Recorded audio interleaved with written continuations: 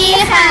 หนูชื่อเด็กหญิงณชยาการถนอมวงศ์ค่ะหนูชื่อเด็กหญิงกฤษณียาธกรค่ะพวกเราอยู่ชั้นประถมศึกษาปีที่5โรงเรียนวัดวงสวรรค์คุณครูประจำชั้นของพวกเราคือคุณครูกฤษวรรณทิพย์เนตรค่ะวันนี้พวกเราจะมาให้ความรู้เกี่ยวกับยีราฟค่ะหรือภาษาอังกฤษสะกดว่า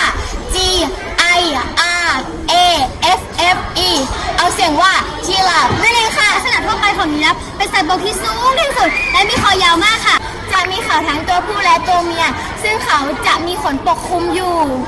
ยีราฟจะมีขนสั้นสีน้ำตาลกินพืชเป็นอาหารถิ่นอาศัยของยีราฟจะพบเฉพาะในทวีปแอฟริกาแถบทุ่งหญ้าสวรรณาค่ะพวกเราขอขอบคุณข้อมูลที่เป็นประโยชน์จากเว็บไซต์สวนสัตว์เปิดเขาเขียวขอขอบคุณค่ะ